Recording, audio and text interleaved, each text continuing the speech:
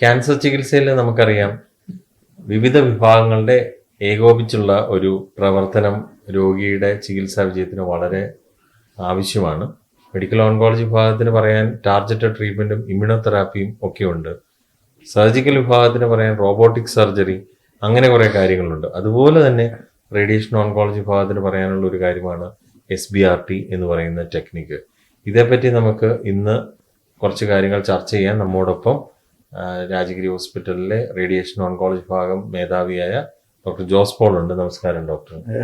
ചുരുങ്ങിയ വാക്കുകളിൽ ഈ SBRT എന്ന് പറയുന്ന ടെക്നിക്കിനെ എങ്ങനെയായിരിക്കും മനസ്സിലാവുന്ന രീതിയിൽ പറയാൻ സാധിക്കും? ഒരു സാധാരണ മനുഷ്യൻ മനസ്സിലാവുന്ന രീതിയിൽ പറയുകയാണെങ്കിൽ SBRT അല്ലെങ്കിൽ സ്റ്റീരിയോടാക്റ്റിക് റേഡിയോതെറാപ്പി എന്ന് പറയുന്നത് വളരെ കൃത്യതയോടെ, അതായത് വളരെയധികം കൃത്യതയോടെ നമ്മുടെ ശരീരത്തിൻ്റെ ഒരു നിശ്ചിത ഭാഗത്തേക്ക് ഹയർ ഡോസസ് ഡെയിലി കൊടുക്കുന്നതിനെയാണ് നമ്മൾ SBRT അല്ലെങ്കിൽ സ്റ്റീരിയോടാക്റ്റിക് റേഡിയോതെറാപ്പി എന്ന് പറയുന്നത്. അത് നമ്മൾ ശരീരത്തിൻ്റെ ബ്രെയിൻ ഒഴികെയുള്ള ഭാഗങ്ങളിൽ കൊടുക്കുമ്പോൾ സ്റ്റീരിയോടാക്റ്റിക് ബോഡി റേഡിയോതെറാപ്പി എന്നും, ബ്രെയിനിൽ കൊടുക്കുമ്പോൾ അത് സ്റ്റീരിയോടാക്റ്റിക് റേഡിയോ സർജറി അല്ലെങ്കിൽ ഫ്രാക്ഷനേറ്റഡ് സ്റ്റീരിയോടാക്റ്റിക് റേഡിയോതെറാപ്പി എന്നുമൊക്കെയുള്ള പേരുകളിൽ പറയുന്നു. സോ രണ്ട് കാര്യങ്ങളാണ് ഇതിൽ ഇമ്പോർട്ടൻ്റ് ആവുന്നത്. ഒന്ന്, ഇതിൻ്റെ പ്രിസിഷൻ. ഇത് എക്സ്ട്രീംലി പ്രിസൈസ് ആയിട്ടുള്ള ഒരു ട്രീറ്റ്മെൻറ്റാണ്.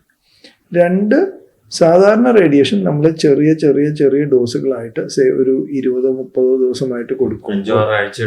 5-6 ആഴ്ചയിൽ കൊടുക്കുമ്പോൾ ഈ ഒരു ട്രീറ്റ്മെന്റ് എല്ലാ സ്ഥലങ്ങളിലും കൊടുക്കാൻ പറ്റുമെന്നല്ല ഞാൻ പറയുന്നത്. ഇതിന് സ്യൂട്ടബിൾ ആയിട്ടുള്ള ക്ലിനിക്കൽ സിറ്റുവേഷൻസിൽ ഈ ട്രീറ്റ്മെന്റ് നമുക്ക് ചിലപ്പോൾ ഒറ്റ ദിവസമായിട്ടോ അല്ലെങ്കിൽ 3 തൊട്ട് 5 ദിവസമായിട്ടോ കംപ്ലീറ്റ് ചെയ്യാനായിട്ട് പറ്റും. നമ്മൾ ഏതൊക്കെ സിറ്റുവേഷനിലാണ് ശരിക്കും SBRT ഉപയോഗിക്കുക? നമുക്ക് പല അനുഭവങ്ങളുണ്ട്. പല അനുഭവങ്ങളൊക്കെ നമ്മളെ അതിശയിപ്പിക്കുന്ന രീതിയിലാണ്. ബ്രെയിനിൽ വരെ സ്പ്രെഡ് ചെയ്ത ബ്രസ്റ്റ് ക്യാൻസർ രോഗികളൊക്കെ ഈ ചികിത്സയുടെ മേന്മ കൊണ്ട് മാത്രം, അതോടൊപ്പം സിസ്റ്റമിക് ട്രീറ്റ്മെന്റ് എല്ലാവരെയും, പക്ഷെ ബ്രെയിൻ വരെ ബാധിച്ച പേഷ്യൻസ് പോലും സർവൈവ് ചെയ്തു പോകുന്ന അനുഭവങ്ങൾ നമ്മളെ ഞെട്ടിച്ചിട്ടുണ്ട് ശരിക്കും. ഒരു കാലത്ത് നമ്മൾ ഒരിക്കലും ചിന്തിക്കാത്ത ഒരു കാര്യമായിരുന്നു. അപ്പൊ അങ്ങനെയുള്ള ഒരു സാധ്യത ഏതൊക്കെ അവസ്ഥയിൽ നമ്മൾ ശരിക്കും ബേസിക്കലി ഇത് നമുക്ക് ഇതിനെ രണ്ടായിട്ട് തിരിക്കാം.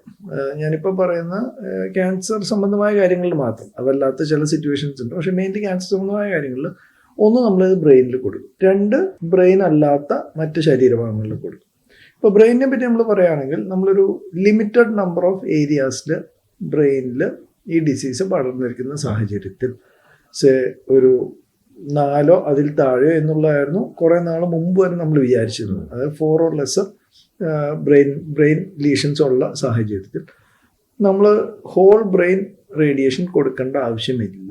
ബ്രെയിനിന് മൊത്തമായിട്ട് കൊടുക്കേണ്ട ആവശ്യമില്ല. കാരണം അതായത് ബ്രെയിനിന് മൊത്തമായിട്ട് കൊടുക്കുമ്പോഴുള്ള 2 പ്രോബ്ലംസ് ആണ്. ഒന്ന്, ബ്രെയിനിന് മൊത്തമായിട്ട് കൊടുക്കുമ്പോൾ അതിൻ്റെതായ കുറേ ന്യൂറോ കോഗ്നിറ്റീവ്, അതായത് പേഷ്യൻറ്റിൻ്റെ ഇൻ്റലക്ച്വൽ ഫങ്ഷനിങ്, മെമ്മറി, അങ്ങനെയുള്ള കാര്യങ്ങളുമായിട്ട് ബന്ധപ്പെട്ട് കുറച്ചെങ്കിലും, ഭയങ്കര മോശമെന്നല്ല പറയുന്നത്, പക്ഷെ കുറച്ചെങ്കിലും പെട്ടെന്നുണ്ടാകുന്ന കാര്യമല്ല, ഒരു 4 തൊട്ട് 6 മാസത്തിന് ശേഷം ഉണ്ടാകുന്ന പ്രോബ്ലമാണ്.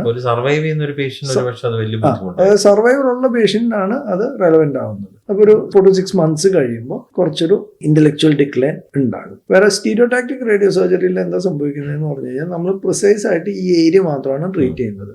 ഓക്കെ, അപ്പോൾ മൊത്തം ബ്രെയിന് നമ്മൾ ട്രീറ്റ് ചെയ്യുന്നില്ല. അപ്പോൾ ഡിസീസ് ഉള്ള ഭാഗങ്ങൾ മാത്രം ട്രീറ്റ് ചെയ്യുന്നു. വളരെ ക്ലിയർ ആയിട്ട് പറയുകയാണെങ്കിൽ ഒരു ചെറിയ ലീഷൻ സ്റ്റീരിയോടാക്റ്റിക് റേഡിയോ സർജറി വഴിയായിട്ട് ട്രീറ്റ് ചെയ്യുമ്പോൾ ആ ലീഷനിൽ നിന്ന് ഒരു 3-4 മില്ലിമീറ്റർ എത്തുമ്പോഴത്തേക്കും ഈ നമ്മൾ ഈ രോഗത്തിന് കൊടുത്ത ഡോസിന്റെ ഒരു 40-50% ഡോസേ പോകത്തുള്ളൂ. അപ്പൊ 3 മില്ലിമീറ്ററിലാണ് ഇതെന്ന് ഓർക്കണം. അപ്പൊ അത്രയും കുറവ് ഭാഗങ്ങൾ മാത്രമേ റേഡിയേഷൻ കിട്ടുന്നുള്ളൂ. ട്യൂമർ ഉള്ള ഭാഗത്തിനും അല്ലാതെ കിട്ടുന്ന ഒരു റേഡിയേഷന് പകരം ട്യൂമറിലേക്ക് മാത്രം, ട്യൂമർ ഇല്ലാത്ത ഭാഗത്തിന് കിട്ടുന്നത് വളരെ വളരെ കുറഞ്ഞ രീതിയിലുള്ള ഡോസാണ്. അതുകൊണ്ട് ഈ മെമ്മറി അല്ലെങ്കിൽ അങ്ങനെയുള്ള ബുദ്ധിമുട്ടുകൾ പ്രധാനമായിട്ട് നമ്മൾ ബ്രെയിനിന് വേണ്ടിയിട്ടാണ് കൊടുക്കുന്നത്. അല്ല, ഓക്കെ, ഞാൻ ബ്രെയിനിനെ പറ്റി ഇപ്പൊ പറയുന്നത്. അപ്പോൾ അതാണ് ഒന്ന്. അപ്പോൾ തുടക്കത്തിൽ ഇത് 4 അതിൽ താഴെയുള്ള നമ്പർ ഓഫ് ഡിസീസസിനായിരുന്നു. ഇപ്പോഴുള്ള പഠനങ്ങളിൽ കാണിക്കുന്നത് എന്താണെന്ന് പറഞ്ഞു കഴിഞ്ഞാൽ അപ് ടു 10 ലീഷൻസ്, ചില സ്റ്റഡീസിൽ അപ് ടു 15 ലീഷൻസ്, പക്ഷേ അപ് ടു 10 ലീഷൻസ്, അതായത് സ്റ്റീരിയോടാക്റ്റിക് റേഡിയോ സർജറി കൊടുക്കുന്നത് കൊണ്ട് ഹോൾ ബ്രെയിൻ കൊടുക്കുന്ന അതേ ഔട്ട്കംസോ അല്ലെങ്കിൽ അതിനേക്കാളും കുറച്ച് ബെറ്റർ ഔട്ട്കംസോ ഉണ്ടാകുന്നു. എന്നാൽ ഈ ഹോൾ ബ്രെയിൻ കൊടുക്കുമ്പോഴുള്ള മെമ്മറി ഡിക്ലൈൻ അങ്ങനെയുള്ള ഇഷ്യൂസ് ഉണ്ടാകുന്നില്ല. സാധാരണ ഒരു റേഡിയേഷൻ അപേക്ഷിച്ച് ഇതിന് സമയം കൂടുതൽ ആവശ്യം വരുന്നുണ്ടോ? സമയം കുറച്ച് കൂടുതലായിരിക്കും. അതായത് ഒരു സിമ്പിൾ ഹോൾ ബ്രെയിൻ റേഡിയേഷൻ നമ്മൾ കൊടുക്കുകയാണെങ്കിൽ ഒരു 3 മിനിറ്റ് 4 മിനിറ്റ് താഴെയാണ് നമ്മൾ ബീം ഓൺ ടൈം വരുള്ളൂ. ഓക്കെ, 3 മിനിറ്റ് താഴെ വരുള്ളൂ. വേറെ സ്റ്റീരിയോടാക്ടിക് റേഡിയോ സർജറിക്ക് ബീം ഓൺ ടൈം ഒരു 10-12 മിനിറ്റോളം വരും.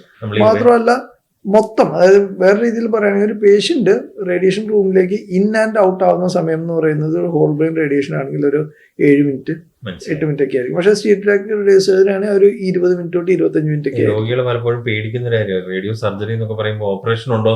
സോ ഇതിൽ സർജറി എന്നൊരു കാര്യമില്ല. ബേസിക്കലി എക്സ്റേ തന്നെ റേഡിയേഷൻ തന്നെയാണ്. ഇതിൽ ഇൻവേസീവ് ആയിട്ടുള്ള അല്ലെങ്കിൽ അനസ്തീഷ്യ വേണ്ടി വരുന്ന അല്ല അങ്ങനത്തെ ഒരു കാര്യങ്ങളും ഇതിലില്ല.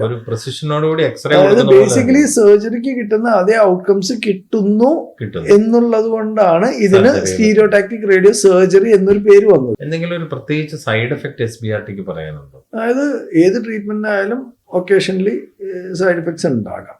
പക്ഷെ ഒരു സീരിയസ് കോംപ്ലിക്കേഷൻ ഇതുമൂലം ഉണ്ടാവാനുള്ള സാധ്യത ഇൻ ജനറൽ ഒരു 3 to 4% താഴെയാണ്. ഈ മറ്റ് റേഡിയേഷൻ കൊടുക്കുന്നത് ഇപ്പൊ വായിലെ ക്യാൻസറിനൊക്കെയാണ് നമ്മൾ പൊതുവെ റേഡിയേഷനെ പറ്റി കൂടുതൽ നമ്മൾ കേൾക്കുന്നത്. ആ ഭാഗങ്ങളിൽ SBRT കൊടുക്കാതിരിക്കാൻ അതായത് അവിടെയുള്ള വ്യത്യാസം എന്ന് പറയുന്നത് SBRT ഈ എല്ലാ സിറ്റുവേഷൻസിലും സ്യൂട്ടബിൾ അല്ല. ഫോർ എക്സാമ്പിൾ നമ്മൾ ലിവർ ഒരു ചെറിയ എക്സെപ്ഷനാണ്. പക്ഷെ അല്ലെങ്കിൽ നമ്മൾ ട്രീറ്റ് ചെയ്യുന്ന ഭൂരിഭാഗം ട്യൂമേഴ്സും ഒരു 5 സെന്റിമീറ്റർ താഴെയുള്ളതായിരിക്കും. ലിവറിൽ മാത്രമാണ് മെയിൻലി അതിൽ കൂടുതലുള്ളത് കൊടുക്കുന്നത്. വേറെ ചില സ്പെസിഫിക് സിറ്റുവേഷൻസ് ഉണ്ട്. പക്ഷെ അല്ലെങ്കിൽ SBRT വഴി കൊടുക്കുന്ന ട്യൂമേഴ്സ് എന്ന് പറയുന്ന ഒരു 5-6 സെന്റിമീറ്റർ താഴെയുള്ളതായിരിക്കും. പലപ്പോഴും 5 വരെ പോലും നമുക്ക് കൊടുക്കാൻ പറ്റത്തില്ല. അപ്പോൾ സൈസ് ഒരു മേജർ ഫാക്ടറാണ്. സോ നമ്മളൊരു ഹെഡ് ആൻഡ് നെക്ക് ക്യാൻസർ, അതായത് ഒരു നാക്കിൽ ഉത്ഭവിച്ച ട്യൂമറിനെ നമ്മൾ ട്രീറ്റ് ചെയ്യുന്ന സിറ്റുവേഷൻ വിചാരിക്കുക. അവിടെ നമ്മൾ ട്രീറ്റ് ചെയ്യുന്ന ഏരിയയുടെ സൈസ് ഒരു 15 തൊട്ട് 20 സെന്റിമീറ്റർ ആണ്. അത്രയും ഭാഗത്തേക്ക് നമുക്ക് ഒരിക്കലും ഇത്രയും ഉയർന്ന ഡോസ് കൊടുക്കാനായിട്ട് പറ്റത്തില്ല. സ്റ്റീരിയോടാക്ടിക് റേഡിയോ തെറാപ്പി എന്ന് പറയുന്നത് വളരെ നല്ല ടെക്നിക്ക് ആണെങ്കിലും എല്ലാത്തിനും ഒരു ഉത്തരമാണ് അത് എന്ന് ഒരിക്കലും വിചാരിക്കരുത്. അതല്ല, അതിന് അനുയോജ്യമായ സിറ്റുവേഷൻസിൽ മാത്രമേ അത് ഉപയോഗിക്കാവൂ.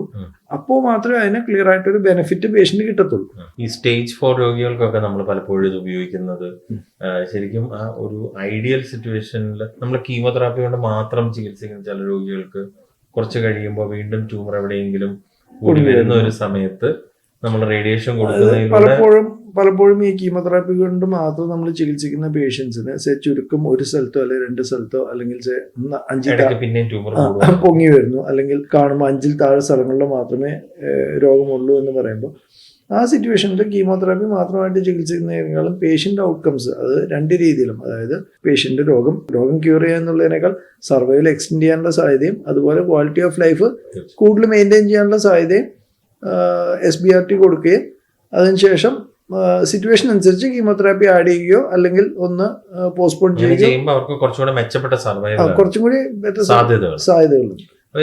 നമ്മൾ ഈ വേദനയുള്ള ഭാഗങ്ങളിലേക്ക് പെയിൻ കുറയ്ക്കുന്നതിന് വേണ്ടി നമ്മൾ പാലിയേറ്റീവ് ആയിട്ട് കൊടുക്കുന്ന റേഡിയേഷൻ അതിലും SBRT കൊടുക്കുമ്പോൾ കുറച്ചും കൂടെ മെച്ചപ്പെട്ട റിസൾട്ട്സ് അങ്ങനെ അതൊരു കുറച്ചൊരു കോൺട്രവേഴ്സ്ഡ് ഏരിയ ആണ്.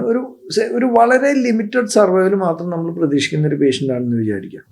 നമ്മൾ ഈ യൂഷ്വലി കൊടുക്കുന്ന പാലിയേറ്റീവ് റേഡിയോ തെറാപ്പി കൊണ്ട് ആവശ്യമുള്ള പെയിൻ ബെനിഫിറ്റ് കിട്ടുകയും ചെയ്യും. ആ പേഷ്യൻ്റെ ഔട്ട്കം നമ്മൾ എക്സ്പെക്ട് ചെയ്യുന്ന രീതിയിൽ പോവുകയും ചെയ്യും. പക്ഷെ നമ്മൾ കുറെ കൂടി ഒരു ലോങ്ങർ ടൈം സർവൈവൽ പ്രതീക്ഷിക്കുന്ന ഒരു പേഷ്യൻ്റാണ്, എന്നാൽ പെയിൻ ഉണ്ട്. ആ സിറ്റുവേഷൻസിൽ നമ്മൾ SBRT കൊടുക്കുന്നതുകൊണ്ട് നമുക്ക് കുറെ കൂടി കൺട്രോൾ ചെയ്യാനായിട്ട് പറ്റും. കാരണം നമ്മൾ കൊടുക്കുന്ന ഡോസ് മച്ച് മോർ ഹയർ ആണ്. സോ ഒരു ലോങ്ങർ ടേം സർവൈവൽ നമ്മൾ പ്രതീക്ഷിക്കുന്ന പേഷ്യൻ്റ് ആണെങ്കിൽ അവിടെ SBRT കൊണ്ട് വ്യത്യാസമുണ്ടാകും. പക്ഷെ ഒരു വളരെ ലിമിറ്റഡ് സർവൈവൽ മാത്രം പ്രതീക്ഷിക്കുന്നു, തൽക്കാലത്തേക്ക് വേദന ഒഴിവാക്കാൻ വേണ്ടി മാത്രം നമ്മൾ കൊടുക്കുന്ന സിറ്റുവേഷൻ, അവിടെ നമ്മൾ SBRT കൊടുക്കുന്നുണ്ട്, ബെനിഫിറ്റ് ഇല്ല. നമ്മൾ റുട്ടീൻ പാലിയേറ്റീവ് റേഡിയോ തെറാപ്പി മാത്രമേ അവിടെ ആവശ്യമുള്ളൂ. ഇതൊരു വലിയ മാറ്റമാണ്.